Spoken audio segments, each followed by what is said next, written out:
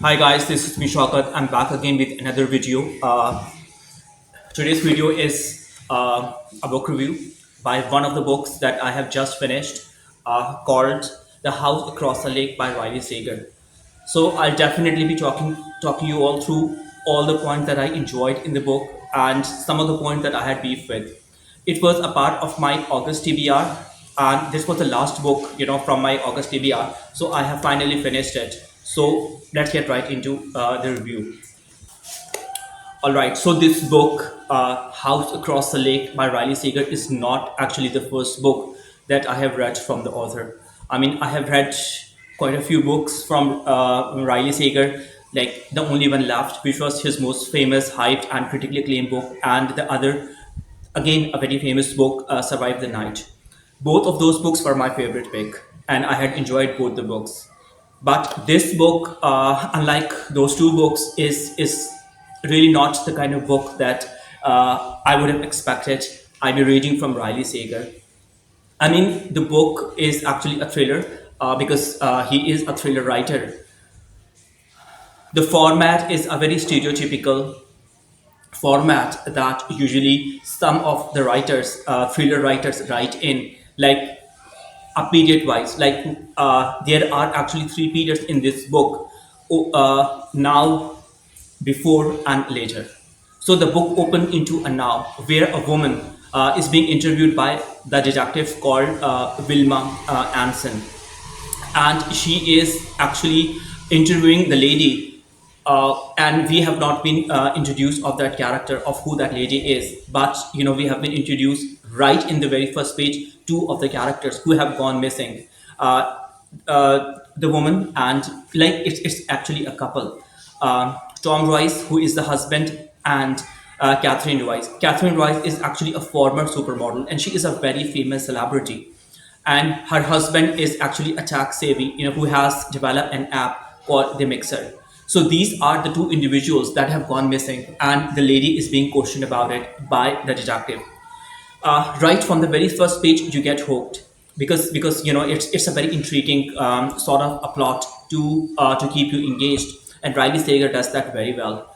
So right from the very first book, I was hooked, so I continued on. And then, right after the now, you get into the before part where the story actually unfolds, and the story unfolds in a way that, again, a very because Riley Sager happens to be a very experienced thriller writer. He knows how to hook the audience, how to hook the readers with, with very unexpected tropes. Like, when the before starts, after the now part, we get right into the before, where a character is being introduced that is actually a lady, and that lady is in a house, and she is actually there, and she has been written out in a way that, she is an alcoholic, like she is on her fourth drink, like she is an alcoholic. That's very clear from the very first page.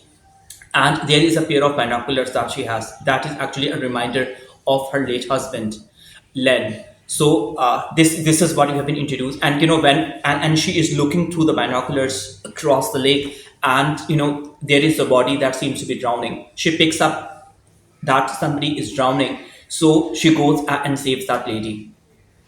So, and that's, we are introduced to Catherine, that former supermodel, and the lady who has saved Catherine, is her character is Casey Fletcher, and that happens to be a former drama queen. Like, she was in. So both of the ladies are from the showbiz industry. Both are the celebrities.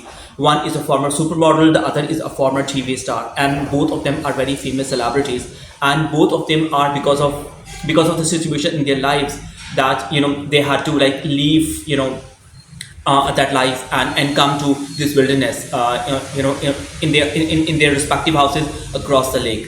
So the story is about two houses, main characters. These are the protagonists. Like, the lady is living there, and this couple, a very famous couple, is actually living right across the lake. So that's what this whole story is about, and all the situation that come within, and they encounter and they go through. So that's what actually the story is. There are a lot of other characters surrounding it. Like, there is a man who is actually a security guard, or who actually takes care of the house, called Ali. That is the character that we have been introduced. And then there is another character of a guy called Boone. He is a former police officer, but he's there because he was suspended, and we don't know why what he was suspended for. Like in the initial part of the story, we comes to know why he was suspended later. But initially, he is just introduced as a former police officer who is there to take care of one of the houses that are right after that particular house there, where this celebrity lives in. So what happened is that this lady Catherine actually goes missing, and every evidence points to her husband, Tom Royce, because Tom Royce is actually a tax savvy millionaire, but his business has gone under. Like the app that he has invented has not received well, so he is under a lot of debt, and Catherine Royce seems to have a lot of money. She seems to be very loaded.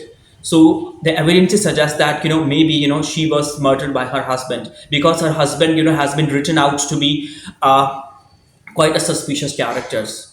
So this lady actually, Casey, breaks into the house of Catherine, and she picks up things that suggest that maybe Tom is actually the one who has murdered, or maybe has held Catherine captive. Because right so far we do not know whether she has died, she has been murdered, or she has been held captive somewhere. We don't know that. All we know that she has gone missing.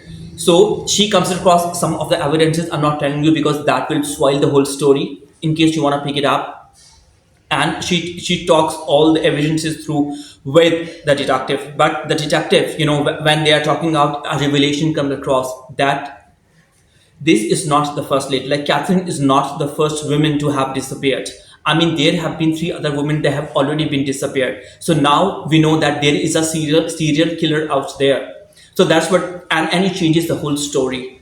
It changes everything, like the whole evidence. Now, this Casey actually is even more hell bent.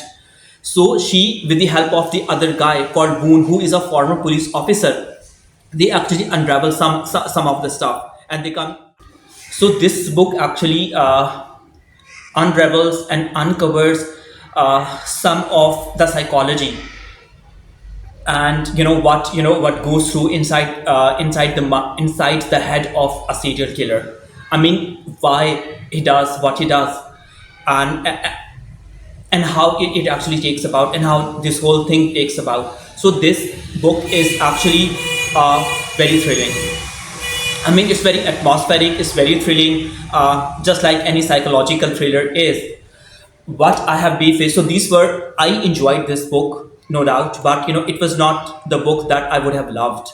I mean, it was a very predictable book. Like just halfway through, I came to know what this book was about, where it was going, and it went exactly where I thought it would go. So that was a very predictable book. So I would only give it 3.5 to 4 stars. But because of Riley Sager, because of the atmospheric writing, because of the situation that he has written out inside the book. Otherwise, this book would have way lower than that.